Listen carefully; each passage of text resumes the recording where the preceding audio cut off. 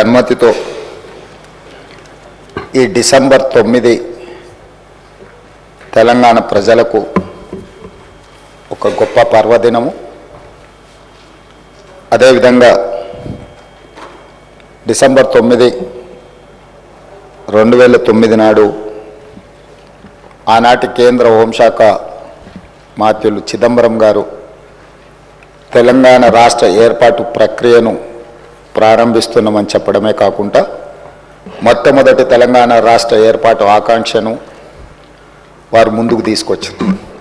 అదేవిధంగా ఆనాటి UPA chairperson శ్రీమతి సోనియా గాంధీ గారి జన్మదినం కూడా డిసెంబర్ 9. ఈ రోజుకు వారు 78 సంవత్సరాలు పూర్తి చేసుకొని వారు మన 60 సంవత్సరాల ఆకాంక్ష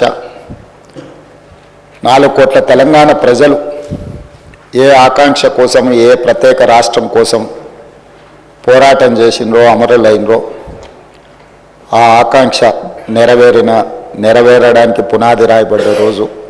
అందుకే ఈరోజు ఈ శాసనసభ ద్వారా తమరి అనుమతితో శ్రీమతి సోనియా గాంధీ గారికి జన్మదిన శుభాకాంక్షలు ఈ సభ ద్వారా తెలియజేయడము మన యొక్క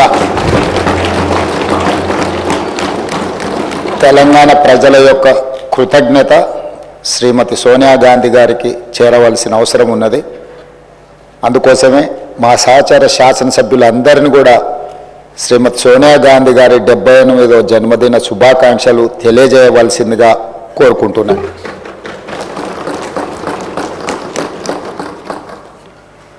అదేవిధంగా అధ్యక్ష, ఈరోజు ప్రత్యేకమైన అంశం ప్రస్తావన మీకందరికీ మనకందరికీ తెలుసు.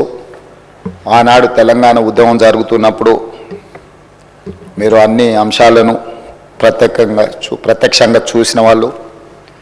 ఆ రోజు ప్రజల యొక్క భావోద్వేగము, ప్రజలు తెలంగాణ ఉద్యమంలో ఏ విధంగా ముందుకు వచ్చి ఈ ఉద్యమాన్ని ఉవ్వెత్తున ముందుకు నడిపించిండ్రో ఆ ప్రత్యేకమైన సందర్భము, తెలంగాణ తల్లి గురించి ఆ రోజు జరిగిన చర్చలు, మీరు మేము ఈ సభలో ఉన్న చాలామంది సభ్యులు ప్రత్యక్ష భాగస్వాములు.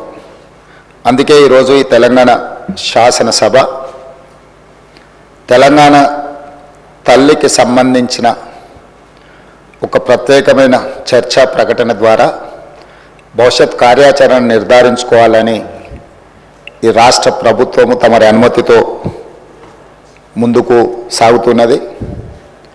అందులో భాగంగానే అధ్యక్ష, చరిత్ర ఉన్నంత వరకు తెలంగాణ ప్రజల గుండెల్లో మధుర జ్ఞాపకంగా నిలిచిపోయే అంశాన్ని ఈరోజు మీ అనుమతితో నేను ఈ పవిత్ర శాసనసభలో ప్రస్తావిస్తున్నాను. నా తెలంగాణ